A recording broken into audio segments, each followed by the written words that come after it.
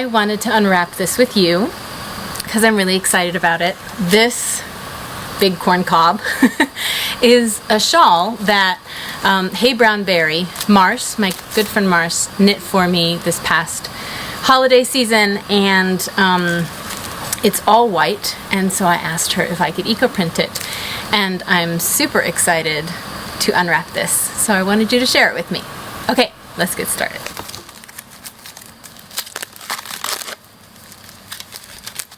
So some people ask why I use the aluminum foil. I don't use it for everything. I specifically put it on things that I don't want rope marks on or binding marks, because when I wrap it really tight with the twine, I'll use this. If that is in direct contact with the fiber, sometimes it leaves stripes, and I didn't want that. So I put this as a barrier.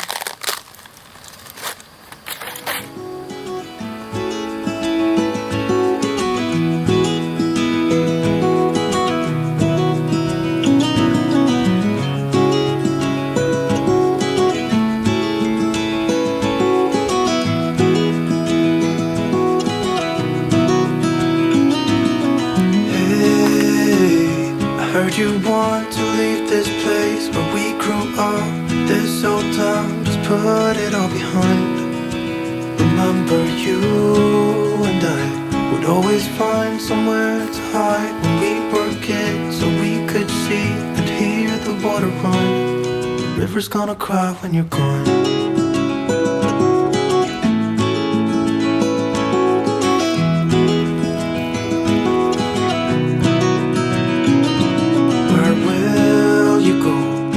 You miss the ones you know. I'll be here, hanging on, waiting for your call. Seems like time as a wave passing by, leave a mark in our minds to turn to memories. The river's gonna cry when you're gone, gone, gone, gone. The river's gonna cry when you're gone, gone, gone, gone. River's gonna cry when you're gone, gone, gone, gone. River's gonna cry when you're. River's gonna cry when you're. River's gonna cry when you're gone.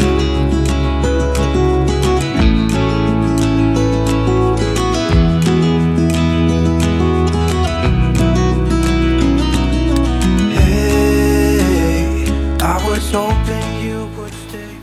Hi, happy Thursday everyone. I hope you're all doing really well. It has been a very busy couple of weeks. I've been doing lots and lots of dyeing, and since I don't have a porch, I've been climbing in and out of my studio from a chair that's pretty low to the ground. So I am getting a serious thigh workout getting in and out of the studio. In fact, a few days after we took the porch completely out, I was laying in bed and I was thinking, why am I so tired? I've not been doing that much, nothing more than usual, but man, my muscles are killing me. My legs are so sore that I remembered about 50 times a day I'm climbing in and out of the office. It's about 4 feet off the ground. So it's been a really good workout. But I don't think that I mentioned that my mother-in-law is a builder and contractor.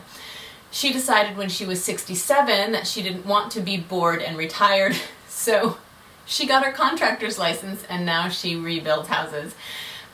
So she came out a couple weekends ago and we talked about what I wanted for the space, that I wanted to have classes out here and spaces for people to work, how big the porch needed to be, if I wanted to have a certain number of people, everything. And she's going to start building it next weekend. So I'm very, very excited. We're going to have a really big porch, but also all along the side, she suggested having basically like about 30 inches off the ground, about stool height, a place where you could sit or turn around and do work. So there'll be kind of like a shelf for sitting or working all along the edge of the porch so that there's workspace instead of having to put out a bunch of tables. So I'm super excited about it. It'll be really nice to have a porch. Anyway, like I said, I've been getting a lot of dyeing done. Well, the first thing I'll tell you about is this, because I always forget to talk about what I'm wearing. This is something that I created a few years ago. It's the Amigas design by Dami Hunter, and it's out of her yarn, the Solstice yarn from Magpie Fibers. That's her yarn company. But I got the white color, I think it was Fior de Latte color, and dyed it with madder root. And I believe there is wool and cotton and linen in this. So I used a soy milk dye as well as aluminum acetate and aluminum sulfate. I think I put all of the details in my Ravelry page, and I also have, if you scroll back through the podcasts, there's one that has all the details. But I absolutely love the way it turned out. The color picked up so beautifully, and it's super comfortable. And because it's mostly linen and cotton, it's pretty light for hot weather, which we've been having a lot of lately. But let's see other things that I've been working on. I've been doing a lot of eco-printing. I finally got some of the sock blanks into the pots, and I'll show you what I've been doing. This is just a few of them. And they're not in the store yet, because one of the things that I was doing with these sock blanks is the woman who knits them up on a sock machine for me, super amazing woman, and she's always up for a new adventure. So I asked her specifically to cast on about 66 stitches on her knitting machine, and then to try to get 8 to 9 stitches per inch, which is kind of the standard for a sock. When you have when you cast on a sock, the average is 64 stitches and around 8 stitches per inch. My thought was, if she casts on 66, that we could take these and roll them into a tube and use the last 2 stitches to make a seam, and seam yourself a sock tube so that you don't have to unravel it to knit something out of it, and you could still keep the pattern. So I am working on that. Actually, I'll show it to you right now since I'm talking about it. I want to make one of those and make sure it fits well and that it works well before I put them in the store, because then I can tell you how many stitches per inch the blanks have, and if you want to try doing that, you can pick one that will work your stitches per inch. We have some that are a little more, some that are a little less, and so hopefully it will fit a wide range of feet. But here's what I have so far. So I knit it, I'm going to take this whole process and put it into a video for you so you can see how it's done. But basically, the sock blank was pretty long, so I split it in half, and then I split each half in half. So I will have 4 total socks when I'm done. I have this end on scrap yarn, and then I've already put in a toe on this end. You can see. This is where the seam is. I'll show you on the inside.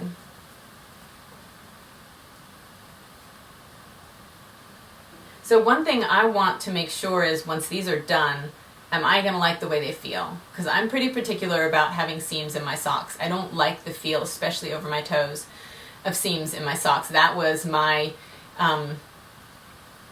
big thing when I was a kid. I would make us late to school all the time because I was switching socks. I'd go through 5 different pairs to try and find the one that didn't make me feel like there were seams on top of my toes. I can't stand it. And Leaf has the same thing. So I'm like, I understand, honey. Let's get some different socks. That's why he likes me knitting them, because they don't have seams. So I want to put these on, make sure they fit comfortably. So far though, I think it's going to work. And what you'll have is a sock that ends up having this pattern on the front of it and this pattern on the back, which I think would be super cool. So I'll let you know how it goes. But some of the ones I have to show you are here. I am thrilled with the colors that I've been getting. I've been using grapes and maples and sweet gum, and they've turned out really beautifully on the front and the back. So you'll get lots of color out of these. Let's see. Oh, this one's really pretty. Black walnut never lets you down. Especially in the spring when you've got new growth, those little tips make such beautiful designs. And then on here, I've also got, you'll see pops of green. That's actually red onion skin. cool. Let's see, this one I used a little iron with, so it made things a little more deep and gray. And there's a red bud leaf, and I think that's a sweet gum leaf. This is vitex and some eucalyptus. And let's see, this one is another beautiful maple. And this has Dyer's coreopsis, which I'm growing a huge patch of outside. The other thing that I've been experimenting with is a possible self-striping sock blank that's eco-printed. Now, just by the nature of nature and how you can't really predict how things are going to turn out, it's not going to be 100% self-striping. But my thought was, if I make plant stripes, basically, then you will get a striping effect to your sock when you knit it. So this one has, let's see, onion skin and grapes and maple, and I put them in stripes. I also used some mordants to make the stripes more bold. Got that. This one has some really pretty oranges and purples.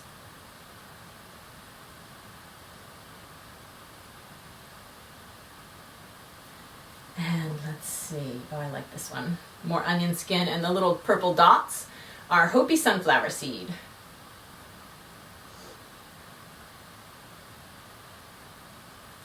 So the next thing I need to do is take pictures of all of these and get them up in the store for you. I imagine that will happen sometime over the next week or two. But I'd like to have, like I said, that sock blank done first so I can show you exactly what it'll look like when it's knit up into a tube. So the other work in progress that I have other than that tube is I cast on a different sock blank. I took one of the self-striping ones, these right here, and I cut the blank in half, oops, so that I could work in the same direction. So sock blanks only unravel in one direction. So if I cut it in half, then I can unravel them both downwards, if that makes sense. And that way I could do two at a time. You don't have to do two at a time, but I like doing my socks two at a time. So I've just gotten started. I'm using some leftover yarn that I had from Felicity, from Prado de Lana, to do the toes. And then here are the socks. They're just little bitty ones so far. But I wanted to see how that would work up as a stripe, so that's another thing I'm going to work on before I put it in the shop, so you can see what the striping ones look like. And let's see, I have one other work in progress that I have been playing with, and that is my fleece flight. So I've talked about this a bunch. This is the fleece flight shawl. And I designed this a few years ago as a way to experiment with heritage and endangered breed yarns. And so right now we're doing a fleece flight knit along. And you can knit with whatever you want, but it's a lot of fun to experiment with yarns that you've never tried before. For this, I'm also calling it a dye along, so that if you want to dye your own yarn, you can. It's always fun to have encouragement to dye your yarn if you have been someone who's wanted to try and just haven't yet. So here's what I casted on so far. I've started with the first triangle, and this one, let's see, these three colors were dyed with wild cherry bark that I harvested off a tree that we took down. And then the other three that you guys haven't seen yet are the elderberry colors. So these two on the edge are yarn from Casey and Corey. It's a Romney CVM mix, and the browner one in the middle was actually a slightly brown yarn from Terrence, who is a CVM sheep, and I dyed it with the elderberries to give it a little bit more of a purple tinge.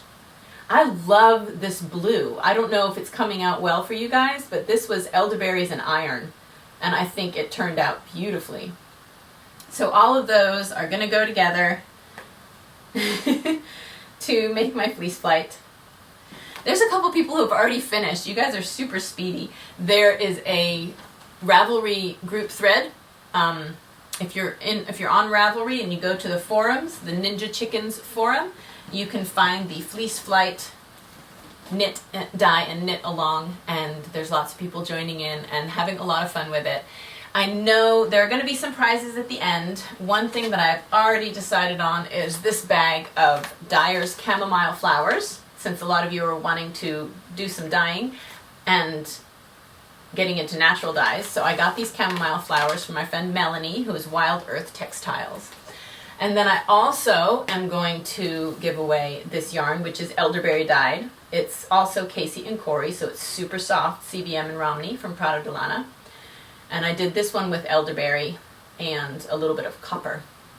And I used some little pieces of copper wire that I had to add that to the dye pot.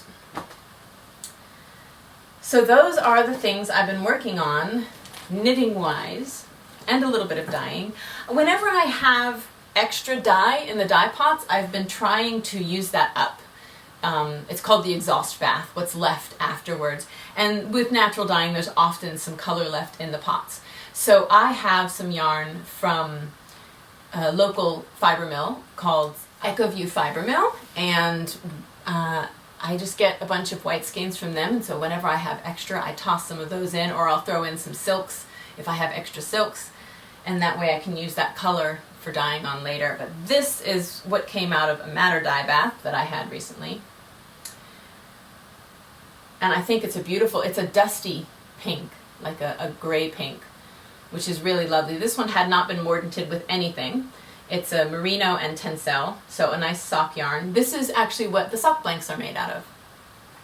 And then this is the same yarn, it's just a slightly larger gauge. This is probably more of a DK or worsted weight.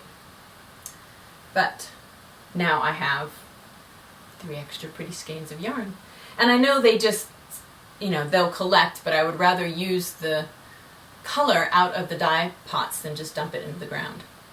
With all the eco-printing that I've been doing some experimenting with tannins and iron, as well as different acids, like in the plants, oxalic acid and different acids that are within the plant structure that change how your print is made. Oxalic acid is one that's been used as a stain remover, and so it's really interesting to see how it takes color out of your fabric. So if I put plants that are high in oxalic acid on some of my dyed fiber or fabric, it'll leave an imprint that looks bleached. But, as I said, nature is always fickle. You never know what you're going to get. If you've had a lot of rain, the oxalic acid is more dilute within the plants. Sometimes, depending on the plant, there's more oxalic acid in it when it's younger versus when it's older. Some plants have a lot of calcium in them, and calcium binds to oxalic acid, so it's not free to do the bleaching. So there's lots and lots of factors that play in, but I've been having fun learning more about it. It's been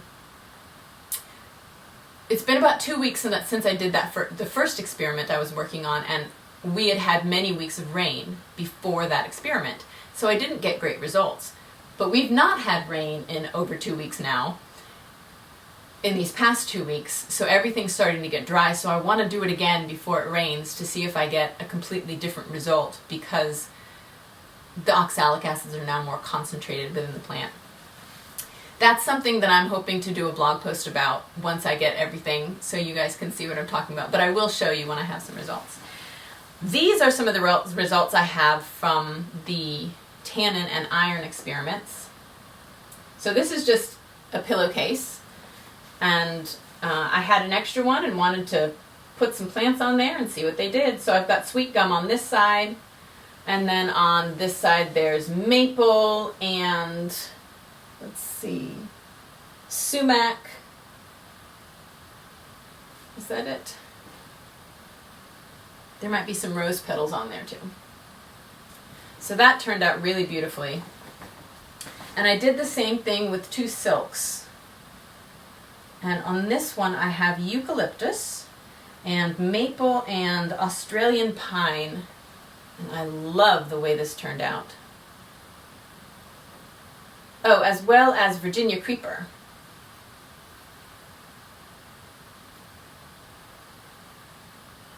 So beautiful. And then on this one, I think it's just Virginia Creeper. It's somewhat pale on this end, but then it gets brighter over here.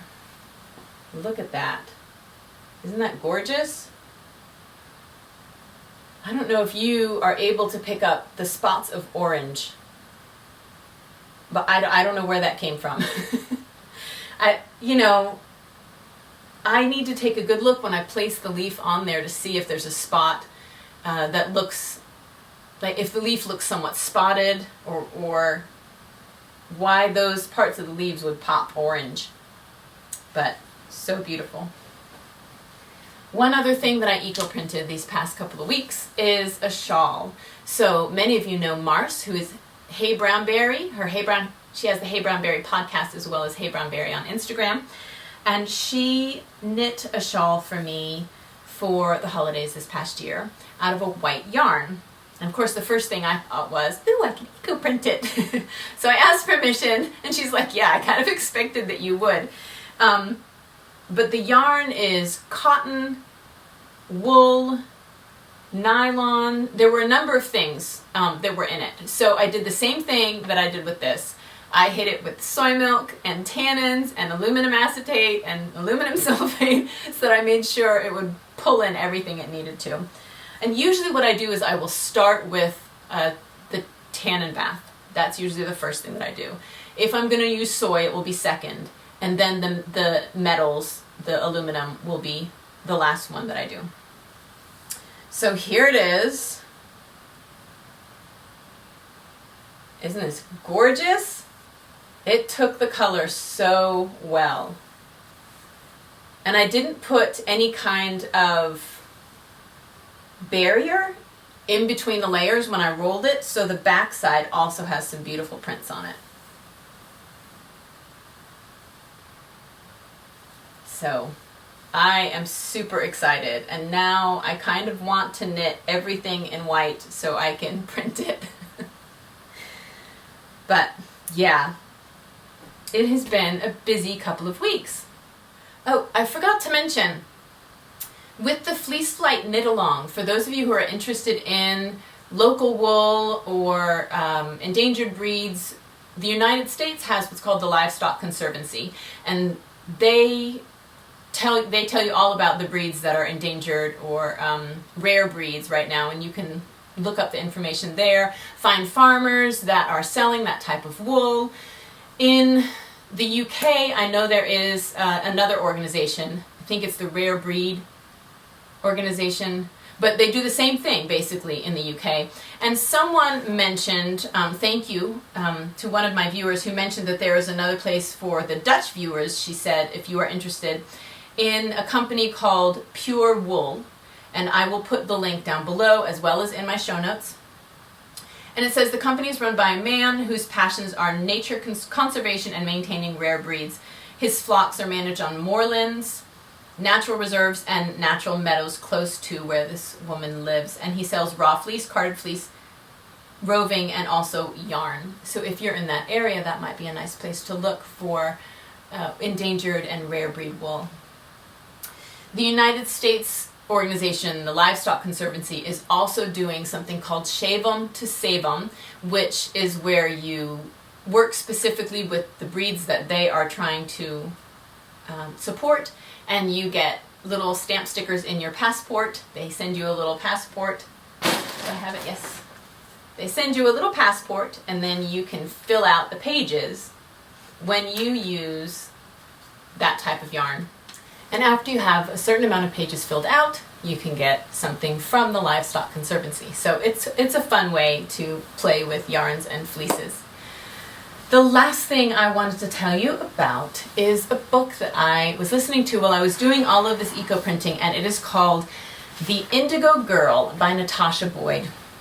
I cannot remember how this got suggested to me. I had it on my Audible wish list for a long time and started listening to it this past couple of weeks, and it was a really good book. It's a historical fiction, so, you know, they've taken liberties with the story, but it is a story about a true woman named Eliza Lucas Pinckney, who...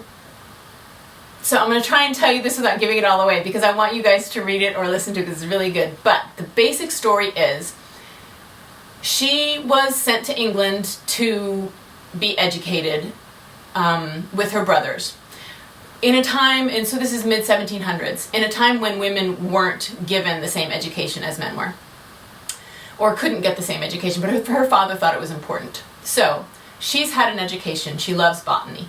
Her family has moved to South Carolina, where they own at least 3 very large plantations.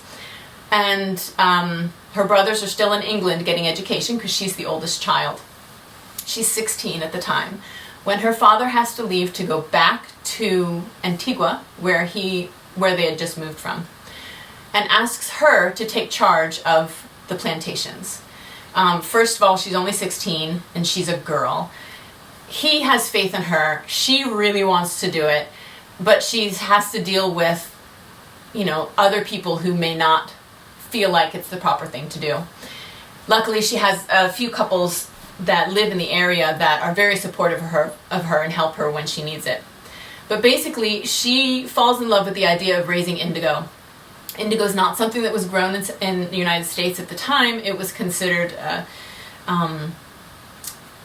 a tropical foreign plant that couldn't grow there.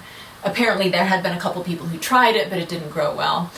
So the story is about her love for indigo, her desire to grow it, to prove herself to her father and those around her that she can do this, that just because she's a girl doesn't mean she's not good enough. Along the way, she has to deal with sabotage, someone trying to sabotage the crop so that she can't grow it. She has to deal with people not liking that she has made friends with the slaves that are on her property and is trying to teach them to read when it's against the law for them to know how to write. But she feels like, well, I'm not teaching them how to write. I'm just teaching them how to read. And so if they happen to learn how to write because of it, I can't help that. And her angle is, well, if they know how to read, they can be good Christians because they can read the Bible, and it's very important to teach them how to read. So it's a really interesting story on how she, the 16-year-old girl, becomes such a major player in the future of agriculture in the United States, because South Carolina does go on to become a major grower of indigo and compete with the French market, who had a lot of the market on indigo at that time. So really interesting story. It triggered something in my memory about some workshops that I had been looking at months ago that I was thinking I'd like to go to, where you harvest indigo, learn how to process it. It's a different type than I grow here, so I'd like to, have my hands on with that variety and see how it's processed when it's made into powder and cakes. And so I looked it up and found out that there's one about 2 hours from me in September, so I'm going to get to go to that. And they even mentioned Eliza Lucas on the site and how she brought indigo to South Carolina. And so The Indigo Girl by Natasha Boyd. It's a very interesting book. I would recommend it. And if you're in this area, you can just look up indigo workshops and type in your area. But specifically in South Carolina, there is a woman from Chi Designs who has at least 4 workshops coming up in the South Carolina area that look like they're going to be really good. Let's see the other things that are coming up. I have a 3-day workshop retreat that is happening at Green Mountain Spinnery in September, where we will be doing lots of eco-printing, and all the information is on their website as well as on mine. Also teaching a 1-day eco-printing class at Local Cloth in Asheville in October. And I am going to Rhinebeck in October. I'm going to be helping out Amanda at Prado de Lana's booth, and I'm very excited about it. So I hope to see you guys around somewhere in this summer at all the workshops and festivals. I hope you guys are doing great, and I will see you in a couple weeks. Bye.